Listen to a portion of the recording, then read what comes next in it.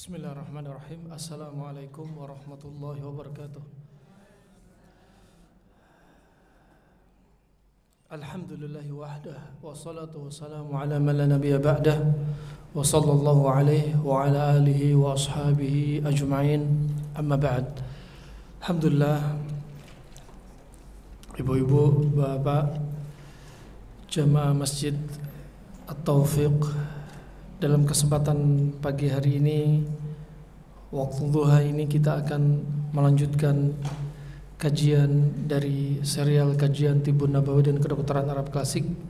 Terkhusus kita masuk dalam bedah buku La Tay'as Shifa'uka Qarib, Kiat Hidup Sehat, dengan konsep panas dingin. Pertemuan terakhir kita sampai pada halaman berapa?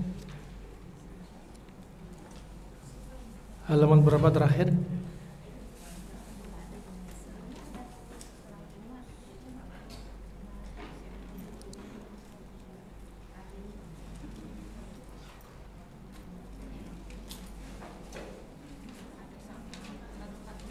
Seratus empat belas.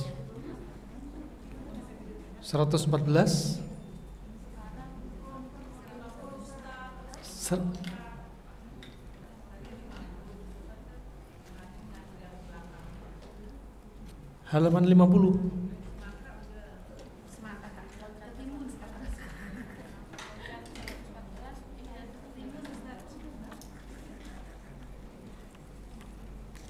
Seratus 14.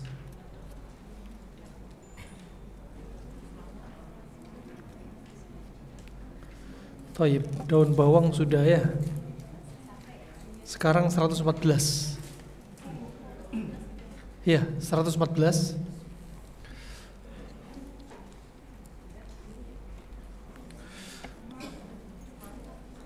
Iya, betul ya. Semangka.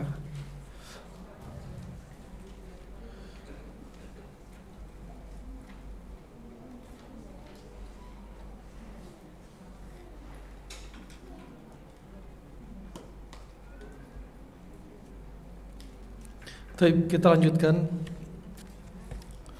Manfaat semangka, kandungan semangka. Tentunya dalam pembahasan buku ini, ya, pembahasan yang singkat, ya, tidak dibahas lebih detail lagi tentang semangka.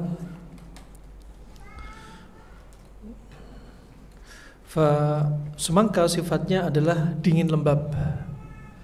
Dingin lembab, Anda bisa ketahui dari rasanya, ya, airnya, juga efeknya, ya, dari semangka. Maka kita bisa menyimpulkan semangka ini sifatnya dingin lembab. Dan semangka lebih cepat dicerna oleh usus daripada timun, ya. Semangka lebih mudah dicerna oleh usus daripada timun, ya, daripada timun. Abu Zaid, judulnya kita bahas semangka. Ya, kita bikin topiknya, judulnya semangka, ditinjau dari konsep panas dingin. Semangka ini sifatnya dingin lembab. Setelah kita tahu dari apa? Airnya, kita tahu dari diantaranya dampaknya atau asarnya, ya, juga dari rasanya. Maka dingin lembab ini dari semangka ini tentunya apa? Bisa kita aplikasikan untuk ketika makan, berarti cari pasangannya dingin lembab. Ya, contohnya yang sering dikonsumsi Nabi, kurma rutop dengan semangka. Kurma rutop dengan semangka. Itu kalau dari sisi contoh mengkombinasi makanan. Ketika kita tahu sifat semangka, langsung kita cari pasangannya. Demikian pula untuk mengobati penyakit, kita ingin tahu pasangannya. Semangka berarti cocok untuk penyakit yang sifatnya panas. Contoh darah tinggi, Ya, begitu pula dengan semangka. Kita tahu, setelah tahu sifat semangka, berarti semangka pantangan untuk orang-orang yang penyakit atau masalah kesehatan sifatnya dingin. Ya, orang rematik jangan banyak semangka. Orang darah rendah jangan banyak semangka. Orang vertigo jangan banyak semangka. Orang batuk pilek jangan banyak semangka. Makanya kembali lagi kepada firman Allah Subhanahu wa taala, wa fil ardi ayatun lil muqinin wa fi anfusikum afala tubsirun. Ya. Wa fil ardi ayatun lil muqinin, dan di bumi itu ada tanda-tanda kekuasaan Allah bagi orang-orang yakin, bagi orang yang beriman. Dari apa? Allah tumbuhkan tanam-tanaman. Itu wa fil ard ayatun lil muqinin. Di bumi itu ada tanda-tanda bagi orang yang beriman. Ya, tanda kekuasaan Allah. Dari apa? Dari tanamannya ada tanda kekuasaan Allah. Kalau kita tahu semangka itu sifatnya dingin lembab, ya, dia juga tanda kekuasaan Allah dari tanaman ini untuk apa? Mengobati sifat dari lawan tanaman tersebut. Subhanallah. Ya, subhanallah, Allah jadikan air di muka bumi ini lebih dari 70%. Ya, wa fil ard, di bumi. Wa fi anfusikum afala tubsirun, sedangkan pada diri kita Allah jadikan dalam tubuh kita 80% isinya air. Bumi isinya air, tubuh kita isinya air. Sedangkan makanan kita yang masuk rata-rata sifatnya panas-panas. Makanya tetap perlu penyeimbang. Ketika makan ada panas, ada dingin. Ketika mengobati penyakit panas, kasih yang dingin. Itu adalah konsep wa fil ardi ayatun lil muqinin wa fi anfusikum afala tubsirun. Ya, pada bumi itu Allah ciptakan tanda-tanda kekuasaan Allah, ya. Nah, dari tanam-tanaman, ya. Bagi orang-orang yang beriman akan apa? Menambah keimanan. Ya Allah, subhanallah. Setelah mikir, ya Allah, sehat itu mudah ya. Ya Allah, sehat itu murah ya. Ya Allah, Allah ciptakan segala sesuatu ada di sekeliling kita, enggak jauh-jauh. Nah, wa fil ardi wa fil ardi wa fi anfusikum afala tubsirun. Dan pada diri Anda hendaknya Anda melihat diri Anda sendiri. Diri Anda kira-kira apa yang ada pada diri Anda? Penyakit pada diri Anda juga dilihat. Panas, dingin, kasus medis, non medis. Anda tadabburi, ya. Allah Subhanahu wa taala ciptakan diri Anda seperti ini, lambung bentuknya seperti ini, ya, seperti huruf J, ada tiga lapisan lambung, ada 5 enzim di lambung, ada mulut lambung, kemudian nanti ada kimusat, cairan cim, ya. Kemudian di rambut, Masya Allah, rambut kita diciptakan Allah 300.000 rambut. Masya Allah, mata kita diciptakan jutaan sel. Wah, ini untuk apa? Untuk semakin meningkatkan tauhid kita, bukan untuk bermaksiat. Semakin ingat terus, ya Allah, ya. Makanya ketika makan aja baca bismillah, biar ingat terus dengan nama Allah saya makan. Makan apa? Makan makanan yang sehat. Masya Allah, ajib, dari Allah ciptakan makanan ini dan itu. Ya, subhanallah, manusia aja di zamannya kaumnya Musa alaihissalam, ya, mereka minta kepada Allah, ya, ud'u lana rabbak, ya, doa, mintalah kepada untuk kami kepada Rabb kamu, agar apa? Tidak dijadikan satu jenis makanan. Makanya ada kemudian apa? Ada basal, ada khiyar, kitha, timun, ada fum, bawang putih, ada adas. Kenapa? Kalau satu makanan saja mereka juga bosan. Kemudian satu makanan aja nanti satu sifat. Makanya kaumnya Nabi Musa minta kalau bisa kepada Rabb engkau wahai Musa, ya, agar Rabb engkau memberikan makan makanan yang warna-warninya banyak, ya. Makanya kita pilih-pilih. Sekali lagi, Anda mau makan apapun yang halal-halal, hukum asalnya adalah tidak makruh, tidak haram. Ketika ada orang bilang, siapapun yang bilang, ya, mau dokter, mau ustadz, mau terapis, mau siapapun, ya, silakan makan, nggak usah pakai konsep-konsep apapun. Halal-halal, silakan Anda makan, ya. Wah, ini subhanallah, kalau di konsep, dalam konsep ilmu pengobatan klasik, ulama ahlul Islam nggak seperti demikian. Mereka ternyata membahas makanan yang halal, ya, ternyata juga bisa menimbulkan penyakit. Bahkan makanan halal bisa menjadi makruh. Bahkan makanan halal kalau dikonsumsi bisa jadi haram. Nah, kenapa? Ternyata ada standarnya. Contoh, Muhammad ibn Muflih mengatakan, ya, kalau orang sering konsumsi makanan satu sifat, hukumnya bisa jadi makruh. Padahal ulama yang lainnya tidak ada yang berani mengatakan demikian. Dia berani mengatakan kenapa? Karena dia punya dasar penelitian. Kalau kita sering konsumsi makanan satu sifat, satu jenis, akan menimbulkan apa? Menimbulkan penyakit yang dominan seperti makanan yang sering kita konsumsi. Ya, oleh karena itu apa? Mereka menjadikan konsep yang seperti ini. Ya, tapi sekali lagi saya tidak berani mengatakan makruh. Halal, silahkan, sah. Itu hukum asal. Ya, mereka mengatakan makruh mungkin mereka atas dasar, kenapa? Atas dasar kalau sering konsumsi satu sifat, mereka masukkan dalam konteks ayat wala taqtulu anfusakum wala tulqu biaidikum ila tahlukah. Sama dengan apa? Menjerumuskan diri kita kepada penyakit karena konsumsi satu jenis makanan. Sering panas ketemu panas terus akan muncul penyakit panas. Sama dengan apa? Menjerumuskan dirinya ke penyakit yang sifatnya panas. Nah, wah, ini rahmanakumullah jami'an. Tapi sekali lagi itu hanya ijtihad, ya, yang mereka yang faham konsep seperti ini. Tapi sekali lagi kita kembali pada apa? Hukum asal halal. Nah, begitu pula akan menjadi haram bagi siapa? Orang punya penyakit gula, ya, gulanya masya Allah ajib, ya, gulanya 600 lebih. Kemudian dia apa? Konsumsi es teh, ya, misalkan gulanya 5 sendok 6 sendok sekali minum, contoh, ya. Dan ini terjadi, ini berarti apa? Hukumnya bisa berubah dari mubah menjadi makruh, kayak, atau menjadi haram kalau apa? Kalau ternyata sudah parah, kalau dia mengkonsumsi makanan tersebut sama dengan apa? Mencelakakan diri sendiri. Ini rahimahumullah jami'an.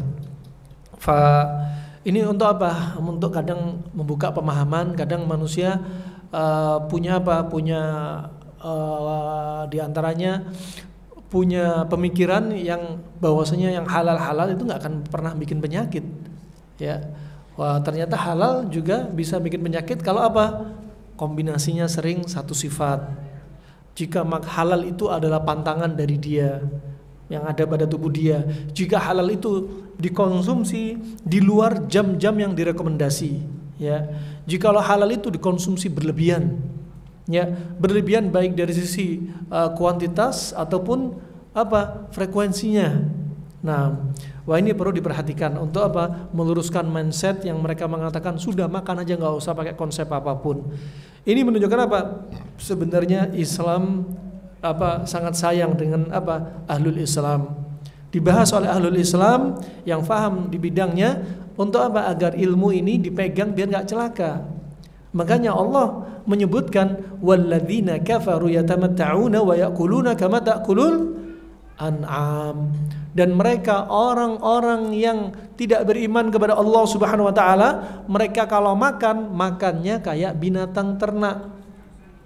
Berarti orang yang beriman ada aturan makannya. Apa? Wa kulu washrabu wa la tusrifu. Dan makan dan minumlah Anda dan jangan berlebih-lebihan. Ya, jangan berlebih-lebihan. Dari sahabat Abdurrahman bin Zaid bin Aslam, dia mengatakan maksudnya di sini apa? Makan minuman yang berlebih-lebihan maksudnya apa? Yang berlebih-lebihan dari yang dibolehkan, dari makanan yang haram seperti babi, seperti dari minuman yang diharamkan seperti khamar. Tetapi dari tafsir yang ditafsirkan Ibnu Abbas, yang mana Rasulullah sudah mendoakan kepada Ibnu Abbas kepada Allah Subhanahu wa taala, ya, Allahumma 'allimhu, Allahumma faqihhu fid din wa 'allimhu at-ta'wil. Ya Allah, ya, jadikan Ibnu Abbas ini faqih dalam agama dan dia faham dari ilmu ta'wil. Ta'wil di sini artinya tafsir, yaitu tafsir Al-Qur'an. Dan Ibnu Abbas walaupun usianya sangat muda belia, ya, tapi apa? Dia jago mentafsirkan ayat. Dan beliau menafsirkan ayat ini bukan ditafsirkan dari makanan yang haram. Kulu washrabu wa la tusrifu. Artinya apa? Makan yang boleh-boleh, yang haram enggak boleh. Bukan itu saja kata Ibnu Abbas. Bahkan kata Ibnu Abbas apa? Huwa ay at-ta'am wa syarab. Maksudnya di sini adalah makan minuman yang berlebihan dari apa? Dari makan minuman, bukan sekedar halal haram saja, tapi apa? Dari sisi makan minumannya, zatnya makan minuman itu yang berlebihan. Bukan dari sifat haramnya, bukan. Tapi apa? Zat makanan yang berlebihan. Jumlah makanan berlebihan, frekuensi makan berlebihan, atau pantangan diterjang, ini masuk berlebihan. Nah, ini rahmatan rahimakumullah, jamaah yang perlu difahami. Kemudian semangka, sebagaimana telah kita bahas, dia sifatnya dingin lembab, dan semangka ini lebih cepat dicerna daripada timun. Lebih cepat dicerna daripada timun. Sebaiknya dikonsumsi semangka ini sebelum makan atau diikuti setelah makan. Ya. Caranya bagaimana? Wah, ini dibahas ternyata. Ya, dibahas. Berkata Ibnu Qayyim rahimahullahu taala, berkata sebagian dokter di masa dahulu, jika semangka dikonsumsi sebelum makan, maka akan bermanfaat untuk mencuci perut. Ya. Tetapi apa? Dikonsumsi sebelum makan juga dikasih jeda, dikasih jarak. Ya, sebelum makan dikonsumsi misalkan setengah jam sebelum makan. Ya, setengah jam sebelum makan misalkan. Wah, tetap dikasih jarak. Jangan habis makan semangka terus makan nasi. Ya, sama akan apa kata Ibnu Qayyim? Akan menimbulkan al-ufunah, pembusukan. Nah, juga kalau diikuti setelah makan juga dikasih jarak. Ada yang mengatakan kalau makan buah setelah makan jaraknya sekitar 3 jam. Nah, jaraknya sekitar 3 jam. Nah, jadi salah kalau menjadikan apa? Buah-buahan sebagai menu dessert adalah kebiasaan yang salah. Ya, menu dessert dengan buah-buahan salah. Apalagi sambil makan nasi makan buah. Ya, kadang dihidangkan nasi, buah di atasnya. Subhanallah, ada nasi, ada pisang, ada nasi, ada jeruk. Ini kebiasaan yang salah. Kecuali kalau buah timun nggak apa-apa. Nah, kemudian kata Ibnu Qayyim, para dokter dulu mengatakan bahwasanya semangka itu jika dikonsumsi sebelum makan maka akan bermanfaat untuk mencuci perut dan menghindarkan penyakit. Ini menunjukkan apa? Di negeri Arab, walaupun panasnya kayak gitu, di zaman Nabi sudah ada semangka. Di zaman Nabi sudah ada tebu. Ya, bahkan sebelum Nabi sudah ada. Nah, timun dia juga ada. Subhanallah. Kemudian sebagian ulama tafsir mereka menjadikan buah dikonsumsi sebelum makan dan ada jarak waktu dengan makan daging. Oleh karena itu, sebagaimana disebutkan dalam firman-Nya, wa fakihatin mimma yatakhayyarun wa lahmi tayrin mimma yashtahun, dan buah-buahan dari apa yang mereka pilih dan daging burung dari apa yang mereka inginkan. Ini apa? Makanannya penghuni surga. Ya. Apa disebutkan di sini? Wa fakihatin mimma yatakhayyarun, dan buah-buahan apa yang mereka pilih. Setelah lihat ayat berikutnya apa? Sebelum ayat berikutnya, ketika loncat pindah ayat, ada apa? Ada huruf waw, dikasih tanda merah situ. Warna merah di buku Anda yang Anda pegang. Ya, walahmi tayrin mimma yashtahun. Ya, dalam bahasa Arab, huruf waw itu sudah memberikan makna, kaidah. Huruf waw itu apa? Yufidu al-muhlah, memberikan ada jarak tenggang waktu. Huruf waw menunjukkan apa? Antara satu aktivitas dengan aktivitas lainnya, nggak langsung, nggak spontan. Tapi apa? Ada jeda waktu. Dan disebutkan di sini, dan buah-buahan apa yang mereka pilih. Jadi makan buah dulu, kemudian makan daging burung. Kemudiannya ini huruf waw dalam bahasa Arab. Kemudian kalau menunjukkan huruf waw itu apa? Ada jarak waktu, tenggang waktu ya yang lumayan. Beda dengan huruf fa. Huruf fa memberikan makna apa? Sesuatu aktivitas yang menunjukkan cepat. Kalau waw itu ada waktu, ada jeda waktu. Kalau fa itu cepat. Dalilnya apa? Contoh, idza waqa'a dzubab fi ina'i ahadikum falyaqmishu thumma liyanza'hu fa inna fi ihda janaida wa fil ukhra shifa. Kalau ada lalat masuk bejana Anda, ini lalat masuk. Kemudian apa? Falyaqmishu, maka celupkanlah.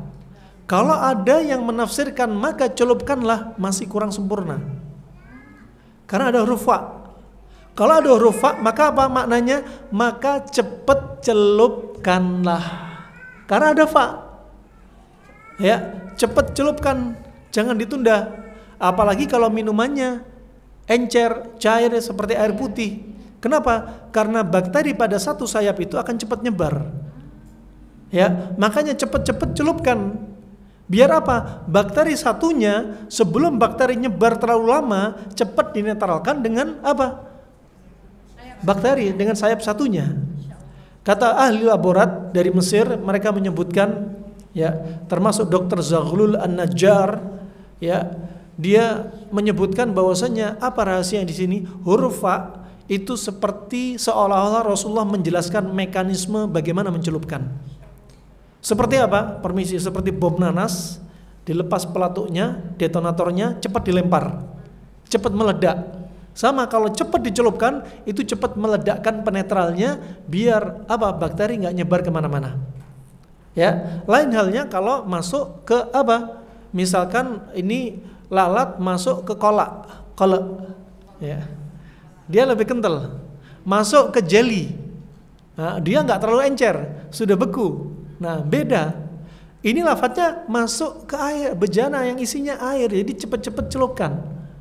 Maka ada mekanisme di sini. Nah, wa subhanallah. Yang jadi pertanyaan dulu apa pertanyaannya? Itu kalau nggak mau gimana? Oh, kalau nggak tahu apanya? Lalatnya nggak tahu masuk, sudah ketelan, nggak usah dikeluarin tuh, susah ngeluarinnya. Kalau nggak tahu apa ini ya? Nggak tahu lalat sudah masuk. Lalat nggak sudah masuk. Buang aja. Daripada apa? Nimbulin penyakit. Makanya la dharar wala dhirar. Nggak boleh membahayakan diri sendiri.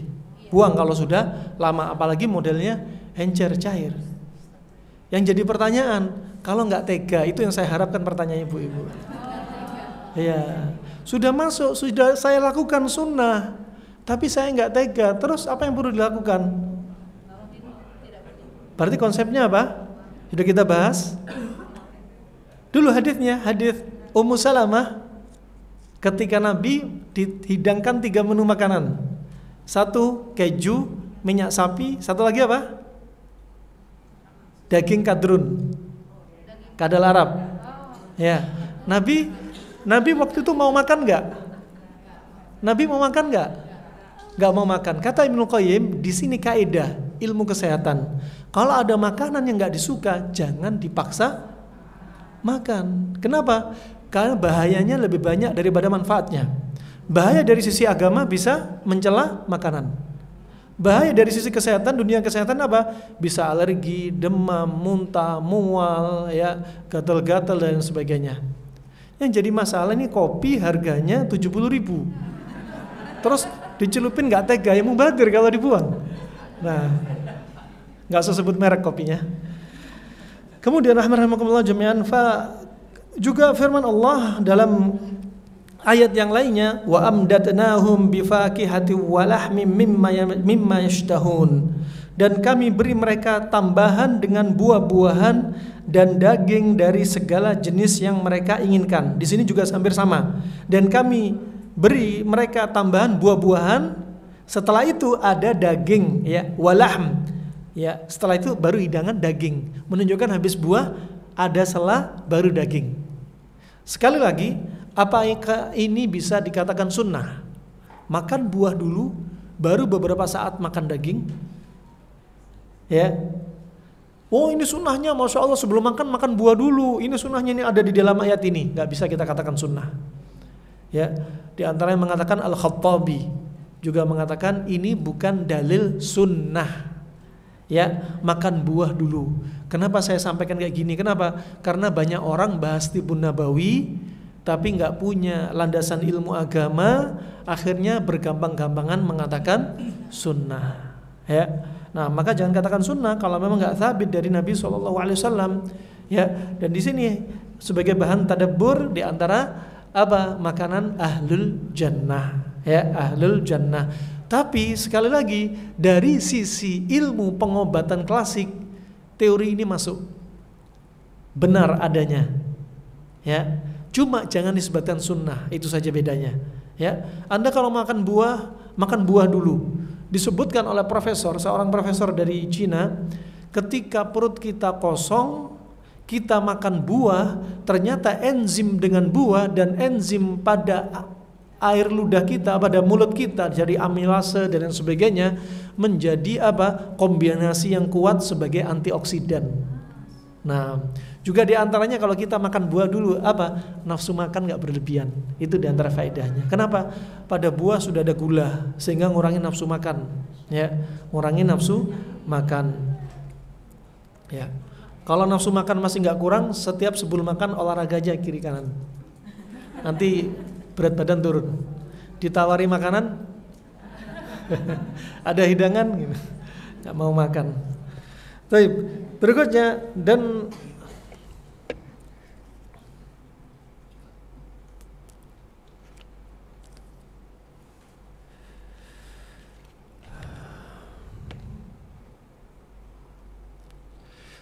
pada halaman 115 dan ayat di atas menerangkan tentang aktivitas makan dan minum ahli surga, yaitu dengan mendahulukan makan buah. Terdapat padanya hikmah di mana pencernaan gula pada buah yang merupakan kebutuhan pokok untuk sel tubuh lebih awal dikonsumsi sehingga bisa mengurangi rasa lapar, meminimalisir asupan makanan berat. Ini resep. Kalau Anda ingin ngurangi nafsu makan, makan buah dulu sebelum makan. Dan dikasih jarak. Gak perlu untuk menghentikan lapar semprot mulut, untuk menghentikan lapar misalkan pakai, karena ada herbalnya, kita jual herbal cancel lapar nih. Nah, paling cakep pakai ini ya, makan buah dulu ya. Kemudian setelahnya konsumsi makanan, dikasih jeda, kasih waktu. Berbeda seandainya seseorang makan daging-dagingan terlebih dahulu, akan membutuhkan waktu pencernaan hingga sempurna berkisar 3 jam. Jikalau makan konsumsi buah langsung selepas makan besar sebagai pencuci mulut, maka akan mengacaukan enzim petialin. Akan mengacaukan enzim petialin. Ternyata kedokteran modern juga meneliti. Dokter klasik menyampaikan demikian, walaupun nggak ada penelitian laborat, tapi dipakai sama kedokteran modern. Ternyata kebiasaan kita makan buah setelah makan besar akan mengacaukan enzim petialin, yaitu golongan enzim amilase yang bertugas memecah pati atau karbo menjadi gula. Itu ajib. Makanya orang yang makan nasi, makan daging, langsung makan buah, potensi kencing manisnya lebih cepat. Ya, potensi gula tambah naik lebih cepat, dan begitu juga menyebabkan pembusukan di usus.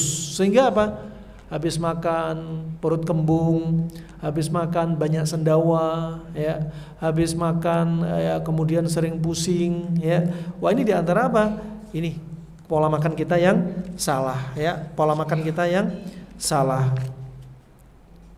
Dan konsumsi buah langsung setelah makan bagaikan seseorang yang sedang meneguk racun. Kenapa? Karena ketika daging berjumpa dengan buah akan menyebabkan terjadinya fermentasi dan pembusukan di usus. Ya. Oleh karena itu para dokter menganjurkan konsumsi buah 1 jam sebelum makan atau 3 jam setelah makan. Ini dokter yang paham. Ya, dokter modern yang paham seperti ini. Kalau makan buah 1 jam sebelum makan atau 3 jam setelah makan. Ya, mereka berarti faham apa maunya kedokteran klasik.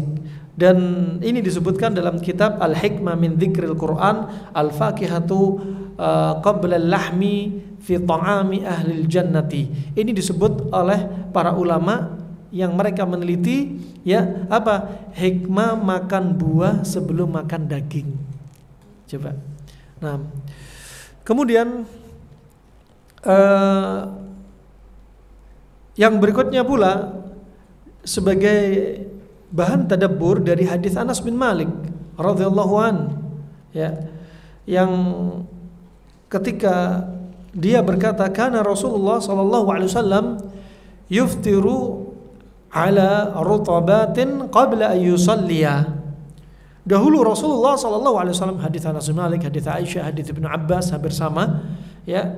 Rasulullah sallallahu alaihi wasallam berbuka dengan beberapa kurma basah, kurma rutab sebelum sholat. Anda perhatikan kebiasaan Rasulullah, ya, ketika adzan Rasulullah langsung buka puasanya. Menunya apa?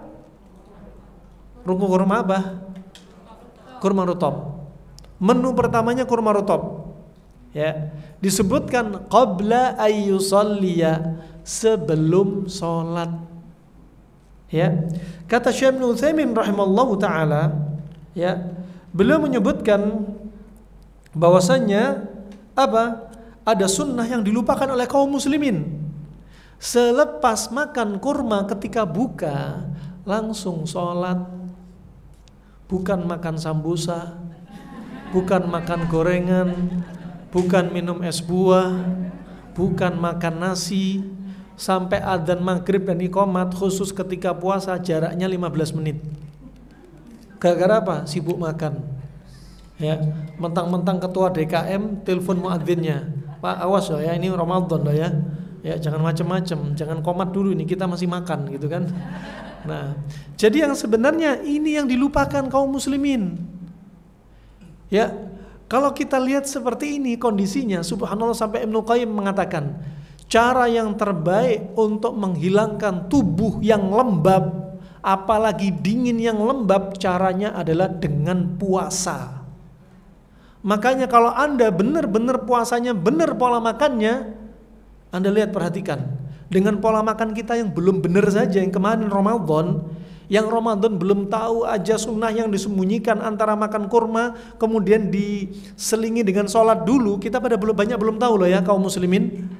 Tapi dengan puasa Ramadan yang banyak adab makan seperti ini pada belum tahu, angka penderita COVID di bulan Ramadan turun drastis. Iya apa enggak?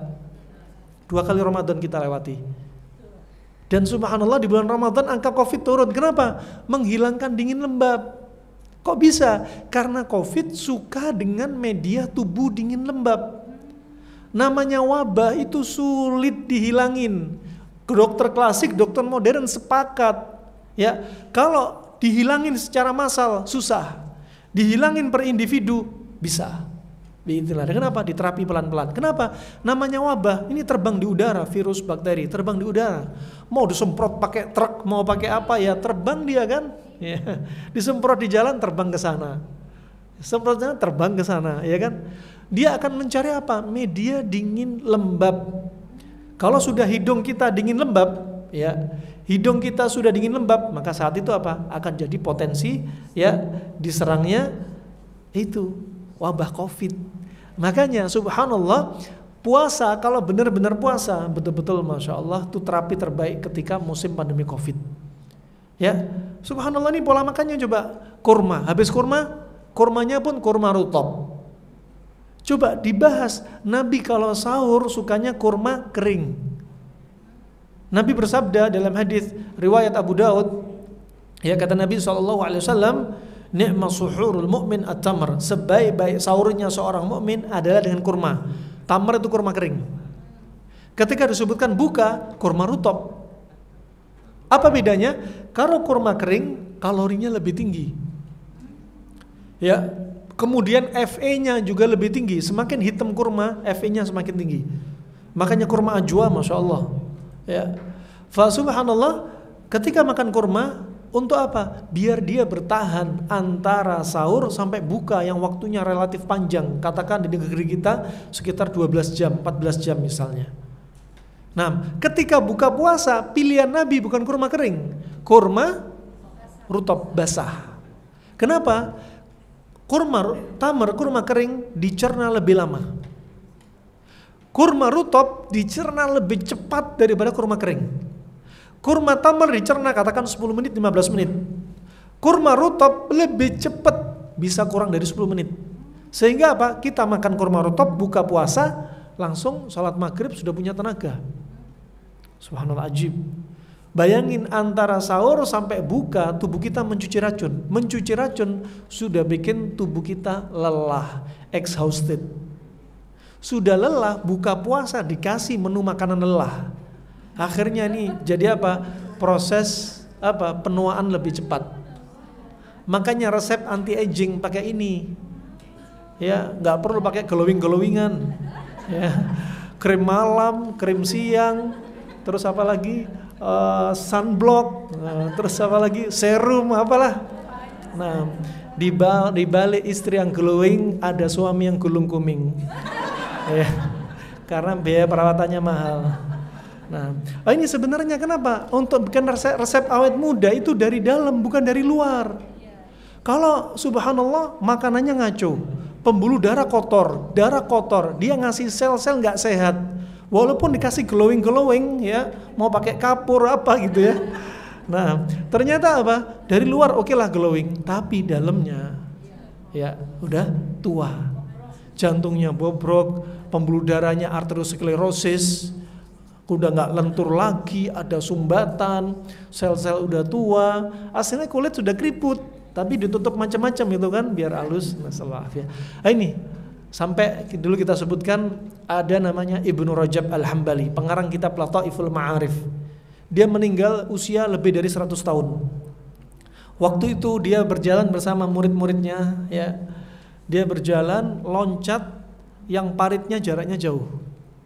Loncat paritnya jauh. Dan kalau mau jalan ke depan sana terus, mau melambung kejauhan, harus melewati apa? Parit yang dalam dan lebar. Dan subhanallah Ibnu Rajab loncat di usia 100 tahun. Orang-orang yang lihat, astagfirullah, lagi kakinya patah. Entar lagi sendinya bakal lengket. Entar lagi kepreset macam-macam. Loncat ternyata kuat.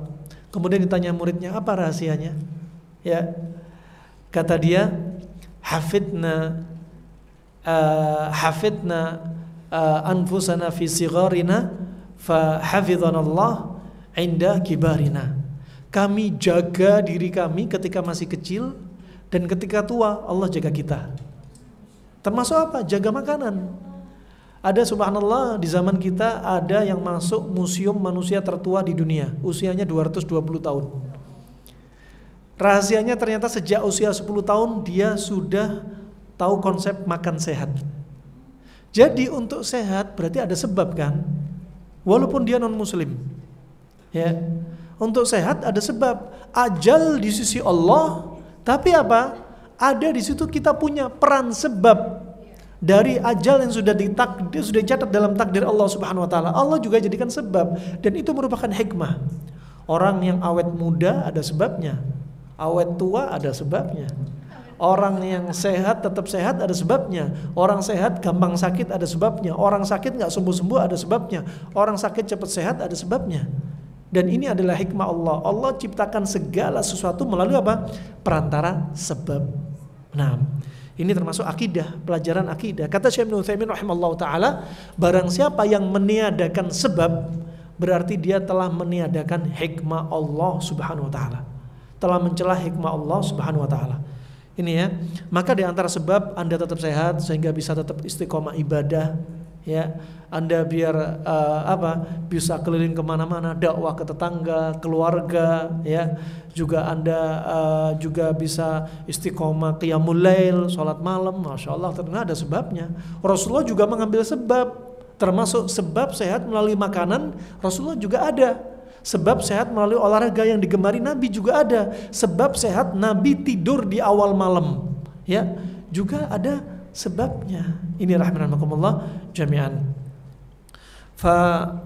Kita kembali, Rasulullah buka puasanya pilih apa? Pakai rutab, pakai kurma basah. Kenapa? Karena dia mudah dicerna. Dalam waktu singkat dicerna, habis makan kurma rutab, ya, namanya kurma rutab, kurma basah. Makanya doanya ketika buka puasa apa? Dhahabat dhama'u wabtalatil uruq wa thabatal ajru insyaallah.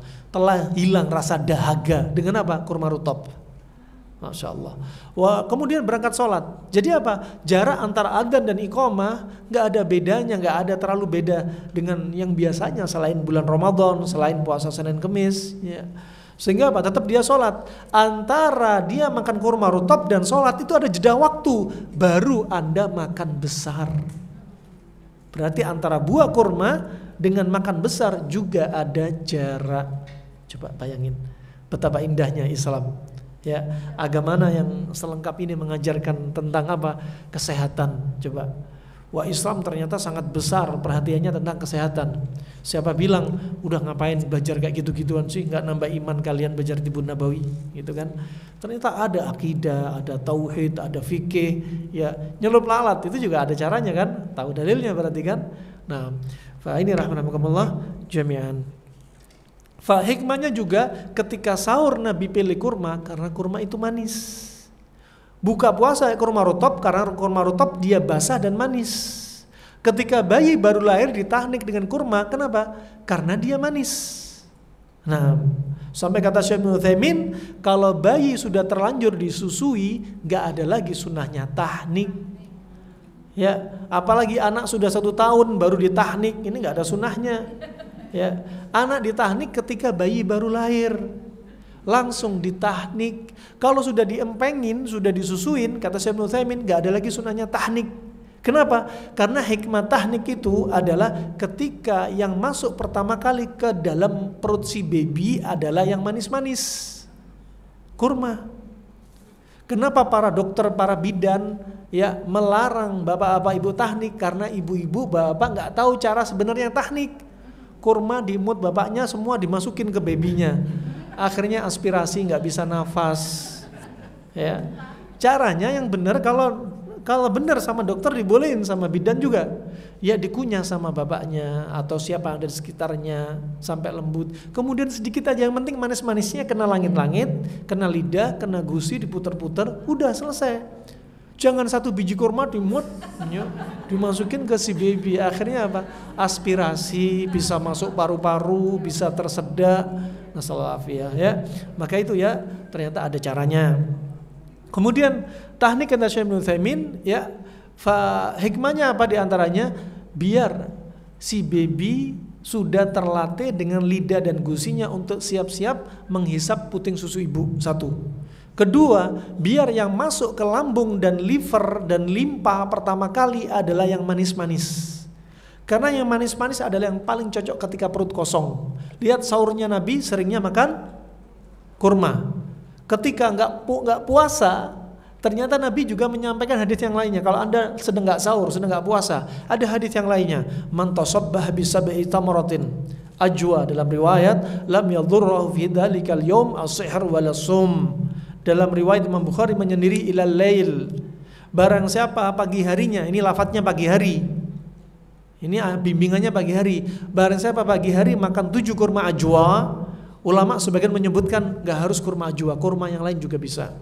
Ya, maka pada hari itu pagi sampai malam tidak akan membahayakan diri dia sihir dan racun. Nabi yang menyampaikan. Ketika perut kosong lagi, apalagi pagi-pagi di jadwal tubuh mencuci racun, plus hadis ini nyebutkan apa? Tidak akan kena sihir dan racun. Makanya menu detox berarti apa? Kurma juga Masya Allah. Ya, di jadwal tubuh kita mendetoks, dikasih menu detox, jadi apa? Tubuh kita bebannya teringankan, dibantu dengan menu makanan kita. Jangan pagi menu detox, Anda konsumsi makanan yang berat, ya sudah detox nyuci racun berat, dikasih apa? Makanan berat, akhirnya apa? Sudah jatuh di timpa tangga. Akhirnya pencernaan cepat tua, spare partnya cepat usang. Ya, nah, ya kalau motor bisa diganti spare partnya. Kalau kita spare partnya usang ya usang. Nah, ini kemudian apa? Kalau kata Imam Ahmad, kalau mentahnik nggak dapat kurma, bisa dengan madu. Ya, kalau dengan madu nggak bisa, bisa dengan apa? Kata Imam Ahmad, qasbatus sukar, yaitu apa? Tebu. Nah, intinya ada yang manis-manis yang masuk ke dalam mulut. Di sini jadi pelajaran. Anda ketika perut kosong berarti apa? Jangan makan yang pedes. Pagi hari Masya Allah makan rujak. Salah kan? Pagi hari Masya Allah minum apa? Teh rendaman brotowali. Salah juga, pahit. Pagi hari minum rendaman cabai. Salah, pedes. Pagi hari minum asam-asam asinan buah. Salah juga. Ya, maka ketika perut kosong Anda cari yang manis-manis. Cari yang manis-manis. Nah, ini ya, intinya yang dibahas dalam hadis ini barusan ada apa? Antara makan buah dengan makan besar ada jaraknya. Ya, ada jaraknya. Wallahu a'lam bissawab. Kemudian subhanallah, semangka ini ya, subhanallah, semangka bisa jadi apa? Jadi stiker semangat kakak gitu ya. Manfaat buah semangka ya bagi kesehatan kalau dari kedokteran modern sekarang ya, ini juga diteliti bahwasanya sekian banyak kandungan yang terkandung dalam semangka. Dia mengandung banyak nutrisi seperti vitamin A. Ya, seperti vitamin A, cocok untuk mata. Ya, bagus untuk mata. Tapi vitamin A kalau berlebihan juga berdampak buruk. Di antaranya rambut rontok, rambut rusak. Kalau kebanyakan, namanya sesuatu nggak boleh berlebihan, nggak boleh ekstrem kanan, nggak boleh ekstrem kiri. Nah, juga kandungannya dia juga mengandung dia fungsinya sebagai antioksidan, magnesium, kalium, ya, dan masih banyak yang lainnya. Dari kalau kita lihat semangka ini yang penuh dengan air, berarti cocok untuk orang yang kena dehidrasi, kekurangan cairan karena banyak kandungan air, bahkan kandungan airnya 92%. Ya. Kemudian kalau kita lihat semangka ini sifatnya apa tadi? Dingin lembab. Sedangkan kuacinya sifatnya panas kering. Kuaci semangka, bijinya. Begitu pula labu kuning. Labu kuning sifatnya dingin, kuacinya sifatnya panas. Makanya sesuatu itu apa? Gak jauh, penyakit gak jauh dari obat. Kalau ada masalah, makan sesuatu, penawarnya ada di sekitar sesuatu itu. Makanya kalau Anda makan kacang, ya, penawarnya ada di mana? Kulit arinya. Makan kacang takut asam urat, takut kolesterol. Ternyata kulit arinya sebagai obat penawarnya. Kulit ari dari kacang. Makanya subhanallah di sebagian negara luar negeri seperti di Jepang, mereka orang-orang Jepang biasa mengkonsumsi apa? Kulit ari kacang ditaruh di cangkir, seduh air panas, biarin 15 menit dikonsumsi. Nah, begitu pula kalau makan salak sama kulit arinya. Kulit salak. Makan salak sama kulit arinya. Nah, makan salak sama kulit arinya. Nah, kulit tipis. Biasanya kalau makan salak efeknya apa? Konstipasi, sulit BAB. Ya. Wah, kulit arinya penawarnya. Kalau makan jeruk sama kulit arinya. Kalau takut asam lambung ada kulit arinya. Ya. Kalau makan durian sama kulitnya. Nah, makan durian subhanallah diteliti para dokter juga, ternyata kalau habis makan durian minum sedikit, kasih air dikit, taruh di kulitnya, diminum sebagai penawarnya. Bukan kulit duriannya yang dimakan. Nah, kemudian juga antaranya dia juga bisa karena mengandung antioksidan, dia juga bisa untuk kanker. Ini pembahasan kedokteran modern. Kalau klasik tadi cukup mengkombinasi. Nah, kita tahu sifatnya. Kemudian dia juga meningkatkan kesehatan jantung. Tuh kemana-mana jadinya ya, Masya Allah manfaatnya banyak banget. Ya karena apa? Kandungan likopennya.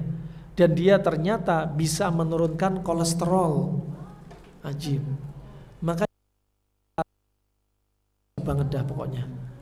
Ya, kalau sudah kombinasi makanan ini dijalanin, satu paket penyakit tubuh kita, kelainan tubuh kita ikut normal.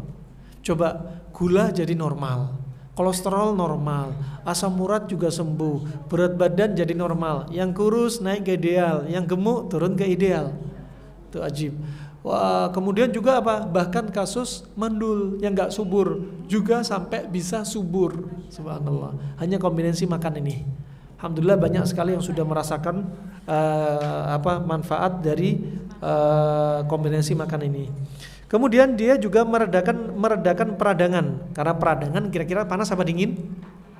Panas. Makanya semangka itu ajib, ya. Bahkan yang juga kami dapati yang dingin-dingin ini, contohnya yang sudah kita bahas, labu kuning. Labu kuning juga bisa untuk radang. Ya, labu kuning diperes, dicampur air rendaman mawar, ya, tetesin ke telinga. Bisa untuk apa? Otitis media. Otitis media akut. Radang di telinga. Ngurangi nyeri, ngurangi radang. Subhanallah, enak kan? Tanpa ada efek samping. Ya, kadang sebagian obat, pernah kami berjumpa dengan pihak POM, pihak MUI, ketika mereka berbincang-bincang dengan pihak POM, ya, dan juga terkait kasus obat. Ada sebagian obat yang mereka nggak berani keluarkan level halalnya, tanda halalnya, stempel halalnya nggak berani. Nah, sebagian obat, ya.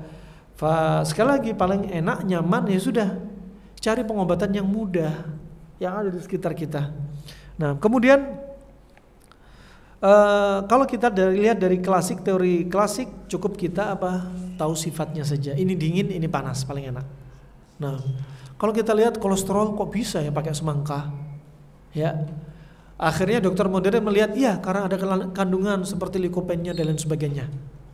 Kalau teori klasik sudah kolesterol panas, terus apa? Semangka dingin. Begitu pula dokter kadang bilang, dok, kalau saya punya kolesterol, bagusnya konsumsi apa? Anda konsumsiin aja, gandum aja bagus. Nah, karena gandum ada kandungannya ini dan itu misalkan. Kalau klasik gampang aja, kolesterol panas, gandum dingin, ya. Itu teori mendekatkan pemahaman. Nah, sehingga sekali lagi tagline yang paling enak, sehat itu mudah, sehat itu murah.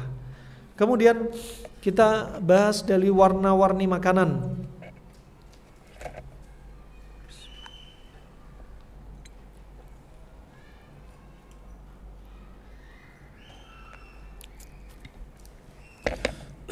Warna-warni makanan ini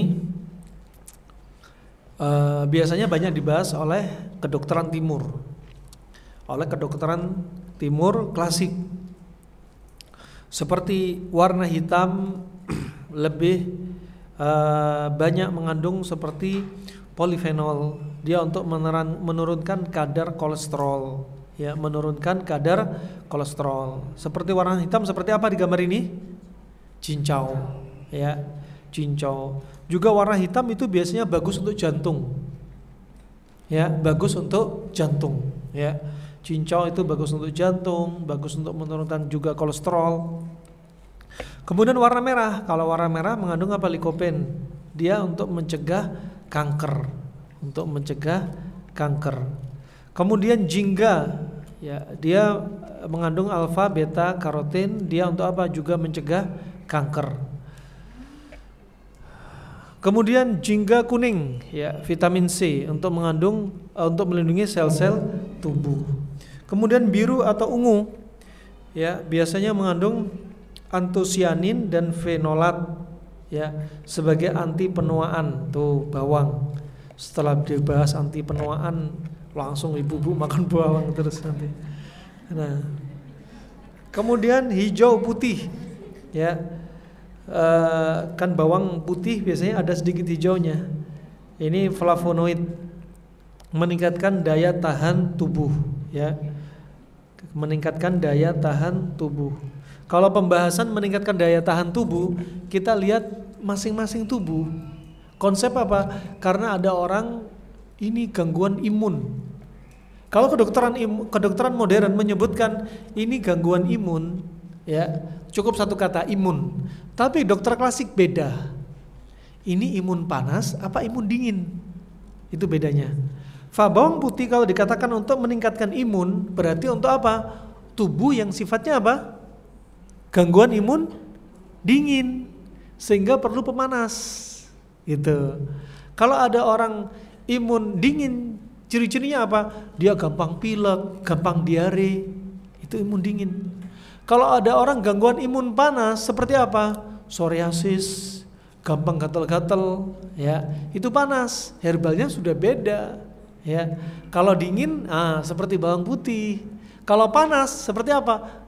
Teh bidara misalnya, semangka misalnya. Nah, maka sangat masuk akal sekali dengan teori klasik panas dan dingin. Kemudian warna hijau, ya. Warna hijau ini mengandung apa? Sulforatan, ya, istiosianat dan indoles, nggak tahu dah bahasa mereka. Ini untuk mencegah kanker. Ini seperti sawi, pokcoy, ya, seperti itu ya. Nah, kemudian kuning hijau seperti karotenoid, lutein, ya. Dia untuk menjaga kesehatan mata, menjaga kesehatan mata. Adapun berikutnya tabel pergerakan alam. Ini hanya pembahasan saja, hanya compare materi, teori dari apa kedokteran timur. Dari kedokteran timur. Mereka melihat kalau dari warna hijau itu cocok untuk liver empedu, ya. Dan kalau warnanya merah itu lebih condong ke arah jantung dan perikardium, ya. Warnanya kuning dan coklat itu cocok untuk limpa dan lambung, ya, seperti kurma misalnya. Kemudian yang berikutnya untuk warna putih, ya, itu cocok untuk apa? Usus besar dan paru. Contohnya apa? Lobak putih, ya. Kemudian warna biru, ya. Biru itu cocoknya untuk ginjal dan kandung kemih. Seperti apa? Warna biru dan hitam, dan dia lebih cocok sifatnya atau di musim dingin, ya. Karakternya dia dingin dan beku, dan dia yang disukai ginjal itu biasanya asin-asin. Makanya yang sering kita gunakan untuk orang yang gagal ginjal, biasanya kita lebih pilih apa? Jeli gamat. Ya, kalau orang gagal ginjal jangan kasih herbal yang serbuk, tambah memperparah ginjalnya. Di antaranya apa? Dengan ginjal tadi jeli gamat. Jeli gamat dia ini asin juga. Ya, cocok dengan ginjal, Nah, dan ginjal ini biasanya terkait dengan apa? Terkait dengan telinga, kelihatan pada telinga, masalah pada telinga, di bawah kantung mata ini, kemudian juga pada kulit, juga pada rambut, Nah,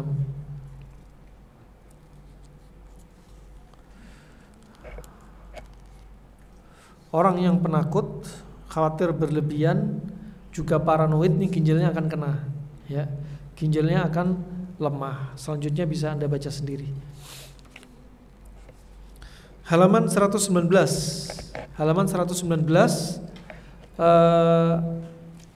Panas dan dingin.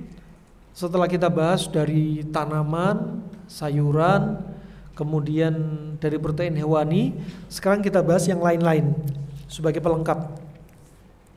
Contoh yang panas adalah nasi.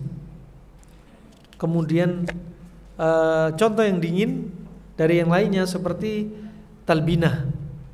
Labu kuning juga dingin, ya. Kemudian keju asin. Keju asin itu biasanya keju yang apa? Yang sudah beku-beku, yang sudah kaku, ya.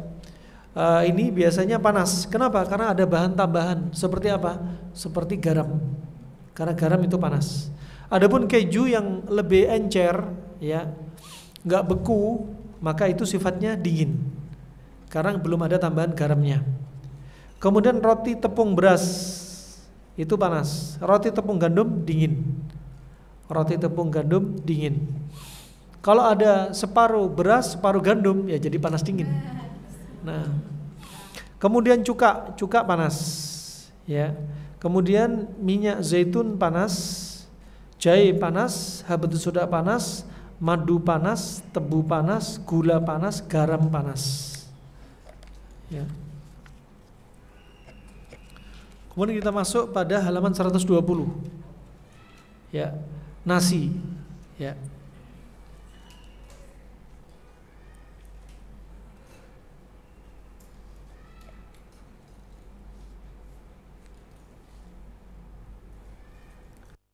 Taib.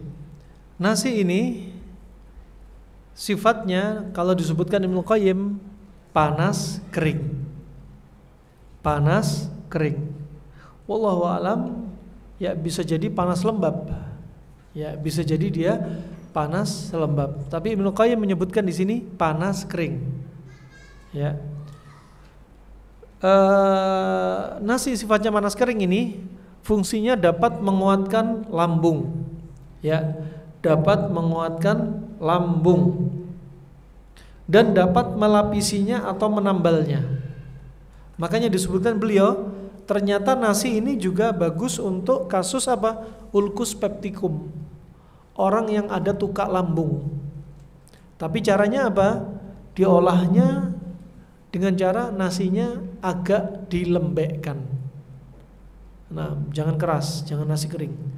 Juga membantu apa tadi? Menambal tukak lambung, luka pada lambung. Ya, ini contoh ya. Contoh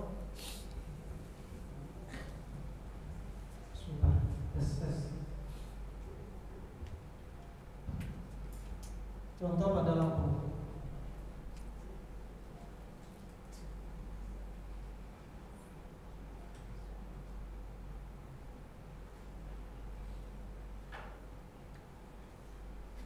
Ini lambung karena kebiasaan makan kita yang salah. Dari apa? Misal, kebiasaan makan yang salah apa? Dari lambung, sambil makan, sambil minum yang salah. Sambil makan plus minum, ini langsung, ini salah. Atau habis makan langsung minum, ini salah. Ini bikin masalah pada lambung. Satu. Kemudian apa? Berikutnya, makanan dengan satu sifat terlebih apa? Panas ketemu panas. Kemudian apa? Kebiasaan makan yang keluar dari jamnya. Biasa makan pagi jam 7, tiba-tiba makan paginya jam 10. Ya, biasa makan siang jam 1, kemudian makan siangnya sore misalnya. Akhirnya lambungnya nggak tahu iramanya tetap. Kemudian penyebabnya apa juga? Makanan yang bikin iritasi atau terlalu pedas. Nah,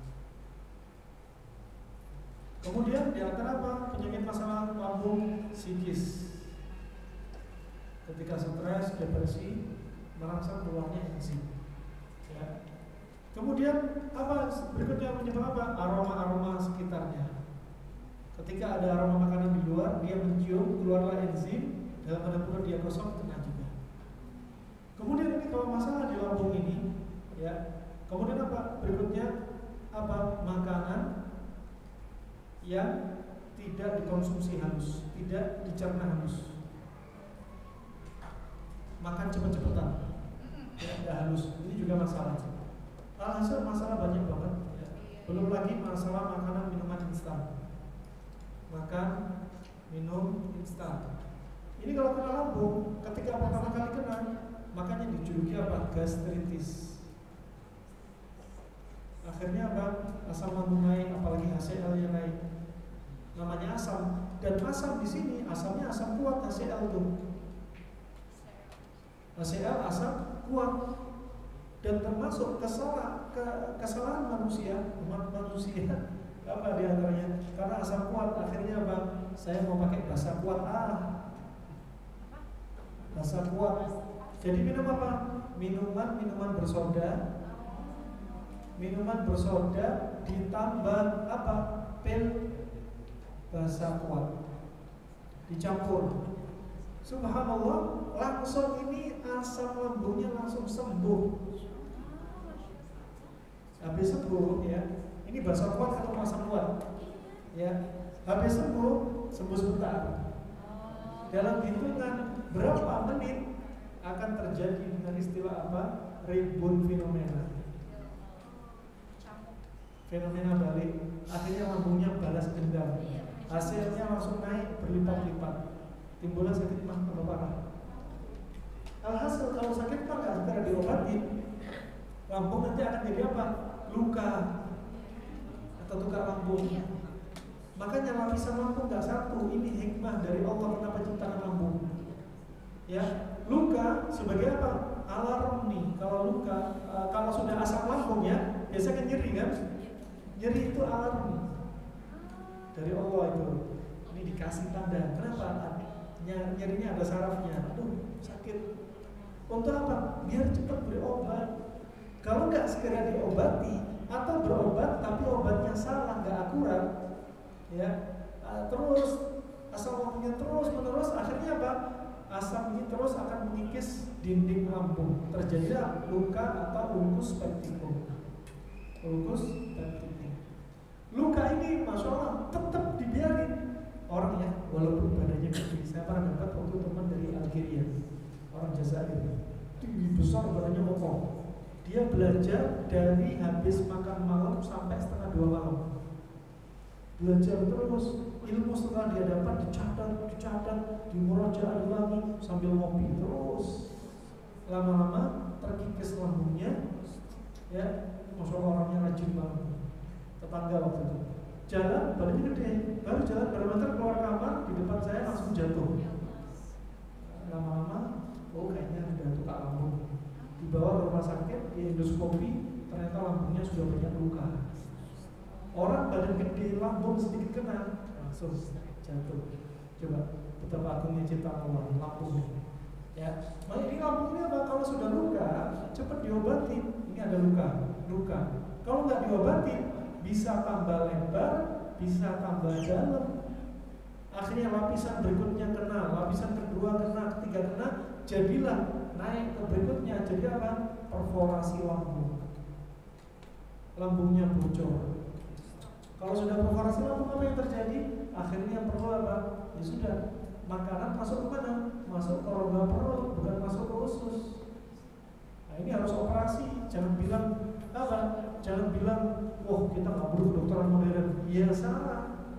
Ya makanya antara dokter klasik mau modern, mau terapis apa, udah nggak usah bentuk-bentukan, jalan bareng, ya kerjasama nih. Akhirnya bocor. Kalau udah bocor sudah harus segera dioperasi, disedot cairannya sudah masuk rongga perut. Nah ini subhanallah, luka tadi ditangani dengan apa? Ternyata nasi bisa, tapi dilembeki. Ya, kalau dari nasi, kalau dari sayur, ada sayur namanya apa? Okra. Ya, lendirnya itu bisa untuk nempel lambung. Penggantinya apa? Pengganti obat di rumah sakit yang namanya Sukralfa. Ini ada yang alami, murah meriah. Okra di Jember jadi makanan kambing. Ya. Di sini mahal. Nah, kemudian rahimahumullah kita lanjutkan. Nasi ternyata apa? Tadi bisa untuk menguatkan lambung, ya. Juga bahkan kedokteran India mereka melihat bahwasanya nutrisi yang paling bermanfaat dari nasi adalah jika nasi dimasak dengan susu sapi. Nasi dimasak dengan susu sapi. Ini kedokteran India, ya. Nasi kalau di sini lihat panasnya kering, susu sapi sifatnya dingin lembab. Ya. Nah, karena sangat bagus untuk apa? Kekuatan fisik dan menambah sperma. Baik untuk orang yang batuk juga untuk menjernihkan paru-paru. Tapi sekali lagi semua ada apa? Dosisnya, ada kadarnya.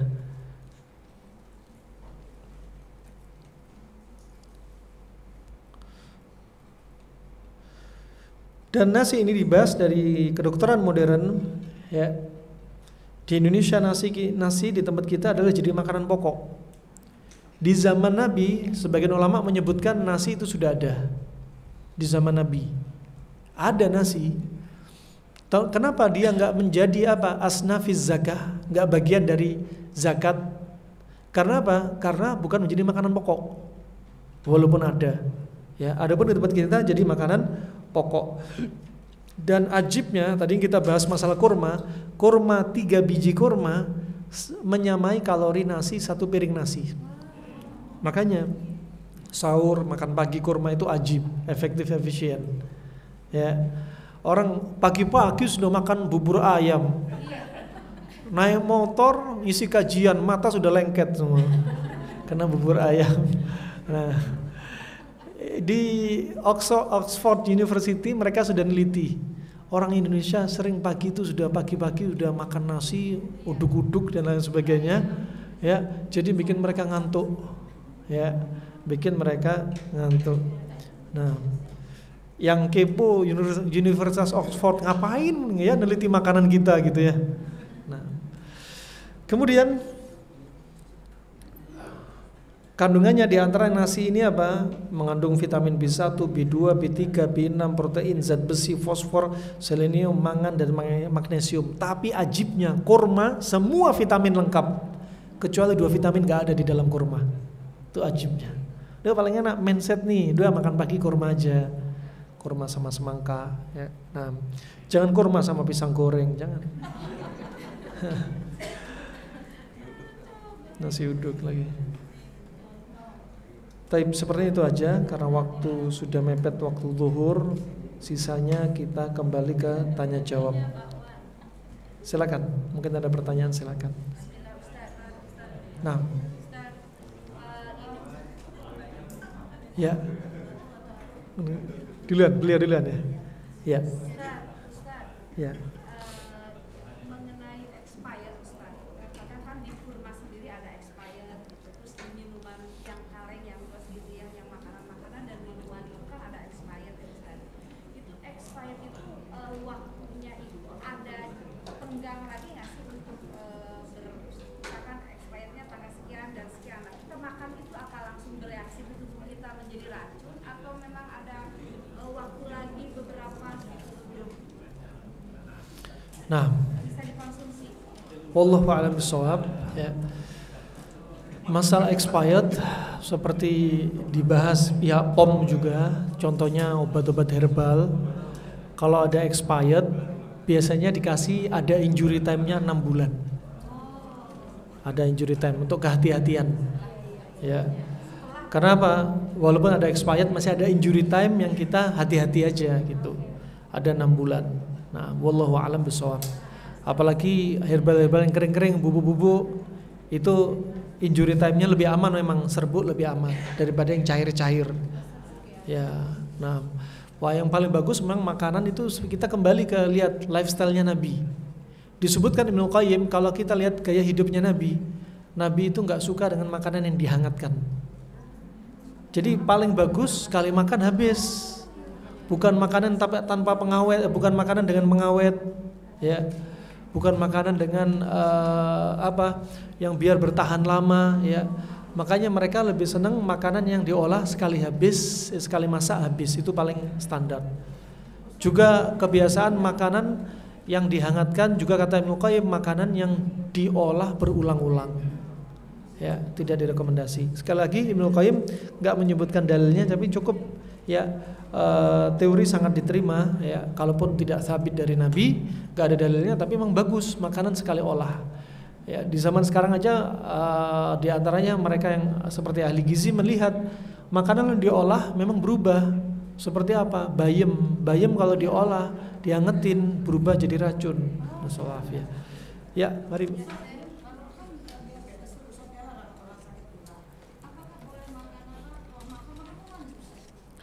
Yang manis belum tentu jadi pantangan. Ya. Seperti dibahas oleh Syekh Hani, dia termasuk syekh yang mendalami tentang Tibbun Nabawi dan direkomendasi dokter dari Saudi dan dokter dari Mesir. Dia menyebutkan kurma yang dikonsumsi 100 gram satu hari ternyata sebagai obatnya kencing manis. 100 gram kalau kita hitung bijian, kurma sukari pernah saya timbang sekitar 6-7 biji. Bukan bijinya doang, tapi kurmanya juga. Nah, dan ternyata tebu yang rasanya manis juga bisa jadi obat kencing manis. pernah kami dapati ya teman ikhwah dari daerah Makassar, dia punya kencing, orang tuanya punya kencing manis, ya sekitar gulanya sekitar 300, dan subhanallah konsumsi sari tebu rutin dalam hitungan 1 bulan gulanya jadi normal. Ya gitu. Ya mari Bu.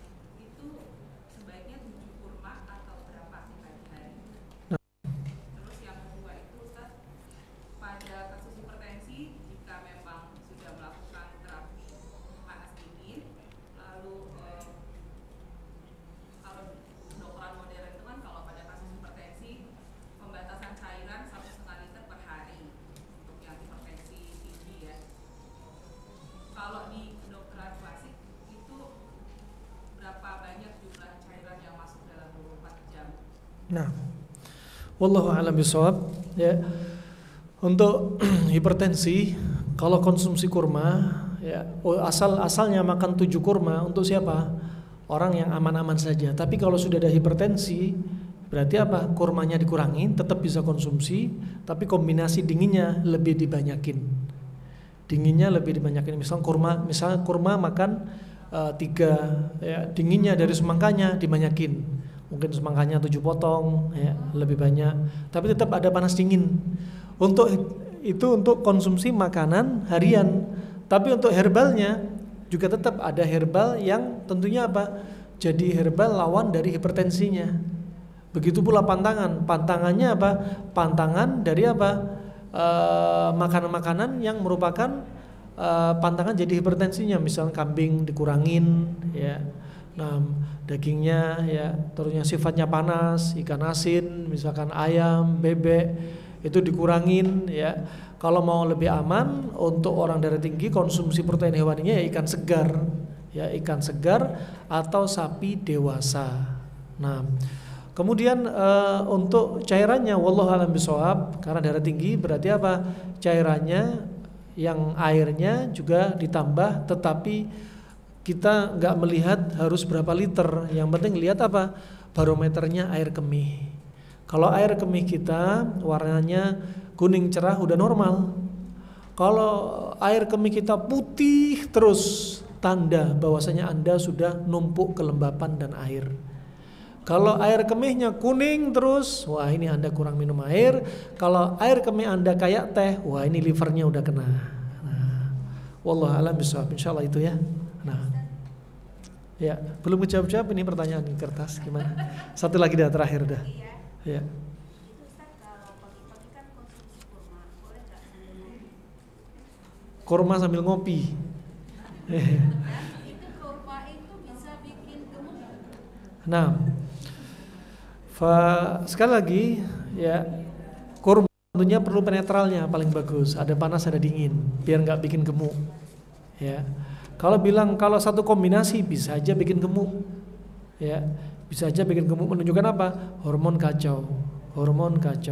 Dan kebiasaan kita kalau tanya boleh aja, ya boleh aja. Misalkan kita dulu waktu di Arab, ya kebiasaan sana maka minum apa? Makan kurma disediakan kopi. Kopinya bukan kopi kayak di sini, tapi apa? Kulit kopi, ya namanya bun, ya. Bukan bunda, bun ya. Jadi bun itu kulit kopi. Ya, kulit kopi warnanya hijau itu, makanya kopi mereka rata-rata kulitnya hijau. Ya.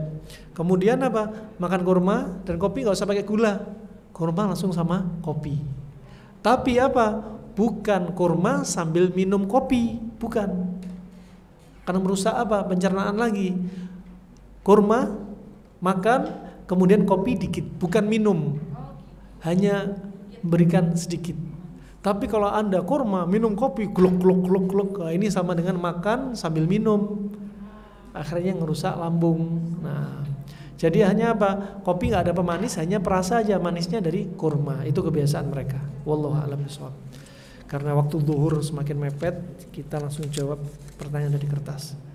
Cara konsumsi semangka bagi penderita diabetes, yang penting nggak usah banyak-banyak, ya. Gula pada buah lebih aman daripada gula pasir, gula olahan. Ya, gula pada buah, ya, sudah tidak perlu untuk apa? Seperti butuh insulin lebih banyak, ya. Wah, mereka di antara ada menyebutkan sudah jadi apa? Disakarida. Jadi apa? Enggak seperti gula-gula yang monosakarida. Wallahu a'lam bishawab. Yang penting Bu Dokter yang paham itu, sama Pak Dokter itu. Apakah benar semangka tidak baik untuk penyakit lambung karena dia buah yang bergas tinggi? Makanya semangka harus ada lawannya. Semangka lawannya apa? Kurma. Selalu kalau dijadikan ada lawannya, jadi apa? Nggak ada efek sampingnya seperti yang dikhawatirkan. Konsep makan untuk lansia di atas 60 tahun. Nah, konsep makan, biar kenapa Bu? Konsep makan dilakukan biar awet tua atau apa? Nah, biar terus seger terus, walaupun sudah lansia, ini pola makan memang perlu diperhatikan. Istirahatnya ibu juga diperhatikan, ya. Istirahatnya tentunya apa? Nggak seperti ketika kita masih apa? Masih muda, ya. Tentunya istirahatnya bertambah untuk orang tua, ya. Juga perhatikan istirahat siang, istirahat malamnya, istirahat di awal malam. Jangan seperti lihat cucu yang masih sweet 17, ya, sibuk apa? Buka IG, ya, sibuk sudah usia 60 tahun, sibuk upload di Facebook, di YouTube, tidur jam 1 malam. Jadi nggak bisa sholat malam. Nah, kemudian pola makan yang jelas, ibu pakai pola makan. Pola makan yang benar ibu diantaranya untuk apa? Untuk menjaga organ ibu, ya. Untuk menjaga organ biar awet, ya, sehingga bisa istiqomah ibadah. Buku, beli buku di mana? Ada di Umadi ini, nanti di luar masjid aja. Khawatir jualan buku di masjid. Kalau nanti yang mau beli buku nanti aja di luar masjid selepas sholat zuhur insyaallah. Kalau keputih, mungkin keputihan maksudnya, lagi hamil, ya lagi hamil biasanya hormonnya kacau juga. Terus biasanya dengan model-model orang-orang yang apa ngidam, biasanya makannya ngaco. Ya, ada keputihan juga plus ya hawa di bawah juga sudah panas. Ada proses juga. Konsep makannya seperti apa? Nah, untuk keputihan, ya, panas dingin bagi ibu hamil juga masih bisa diaplikasikan walaupun ibu hamil. Tapi dianjurkan sayurannya diolah setengah matang, jangan mentah. Ya, karena khawatir untuk ibu hamil ada masalah nutrisi dari bekas pestisida dan lain sebagainya, bahaya untuk ibu hamil. Nah, keputihannya tetap pola makannya panas dingin. Karena apa? Masalah keputihan menunjukkan apa? Kelembapan yang berlebihan. Banyak makan panas lembab, ya. Keputihan. Makanya obat keputihan sebenarnya bukan dikasih permisi, dikasih nistatin atau rendem pakai daun sirih doang, tapi pola makan nggak dihentikan. Ya lagi nanti. Nah, terapi apa yang tepat untuk sakit low back pain? Ya, nyeri sendi di bagian bawah pinggul, LBP. Makanan buah apa? Ini pakai ekor kambing aja. Ya, pakai ekor kambing. Ya, pakai ekor kambing. Lihat di kajian di YouTube kami, judulnya apa? Nyeri pinggang pakai ekor kambing. Tapi kalau HNP, ya, kalau HNP biasanya terapinya apa? Membenahi tulangnya yang terjepit. Membenahi tulang yang terjepit. Kalau model isialgia paling cocok pakai ekor kambing. Nah, kenapa? Wah, ekor kambing. Yang jelas ekor kambing jangan dipotong hidup-hidup. Ekor kambing pertama kambingnya domba ya. Bukan kambing Jawa. Jadi kambingnya domba, modelnya domba. Kenapa? Ekornya lebih besar, lemaknya lebih banyak. Ya. Jadi beli ekor kambing di pasar atau tukang jagal, ya. Ini subhanallah di Jerman ekor kambing sudah harganya melonjak karena sudah tahu manfaatnya. Ya, mungkin kita mungkin ekor kambing ambil aja Bu, nggak usah saya jual, mungkin gitu ya sebagiannya. Ambil aja ekor kambing, kecuali kalau video ini sudah viral naik ekor kambing nanti. Ya. Jadi ekor kambing diambil, dikulitin, habis dikulitin dibagi menjadi 3 bagian, 2 bagian taruh di kulkas, 1 bagian diolah. Nabi nyebutin apa? Yudhab. Yudhab itu dimasak, dilelehin, bisa dimasak kuah. Ya, bumbunya nggak usah banyak-banyak. Itu dimasak kuah tanpa bumbu. Tanpa bumbu biar nggak merusak sifatnya. Kalau sudah matang, baru silakan kasih garam dikit sama merica. Ya, kenapa? Kalau lagi dimasak dikasih garam, garamnya banyak tapi asinnya kurang. Makanya dinamakan garam meja. Garamnya nanti aja. Kemudian setelah dimasak dikonsumsi kapan? Ketika perut kosong. Jadi 1 ekor kambing bisa untuk 3 hari. Ya, ini sudah kami coba, banyak ibu-ibu apalagi yang sering berdiri kena ischialgia, atau mereka juga yang suka gerakan melintir seperti melempar jala, kami dapati para nelayan, atau main bulu tangkis satu arah, atau main golf satu arah, atau kadang perawat salah suntik kena juga ischialgia. Iya, salah posisi suntiknya. Nah, kemudian karena ada teorinya yang nyuntik ya. Kemudian juga ada yang sering orang duduk di kursi lama, ya, itu kena juga. Alhasil ada saraf yang terjepit di antara otot-otot. Nah, ini ekor kambing untuk mengendorkan. Dokter modern dan laborat zaman sekarang menyebutkan apa rahasianya? Ternyata di ekor kambing ada kandungan. Ternyata untuk apa? Prostaglandin untuk mengurangi radang dan nyeri. Masya Allah, ajib. Kalau Nabi nggak bilang, dokter nggak akan neliti. Ngapain ekor kambing diteliti, kurang kerjaan Pak gitu. Itu saja yang bisa saya sampaikan. Semoga bermanfaat untuk Islam dan muslimin. Semoga Allah sembuhkan orang-orang sakit di antara kita. Semoga Allah jaga kesehatan kita, al-afiyah, sehingga kita bisa istiqomah ibadah. Dan semoga Allah berikan petunjuk kepada para pemimpin kita dengan sebaik-baik petunjuk. Dan semoga Allah hentikan orang-orang yang punya makar di negeri ini. Dan semoga Allah jadikan kita orang-orang yang aman di negeri kita sendiri. Amin ya rabbal alamin. Wabillahi taufiq wal hidayah. Subhanakallahumma bihamdika asyhadu an la ilaha illa anta astaghfiruka wa atubu ilaik. Wassalamualaikum warahmatullahi wabarakatuh.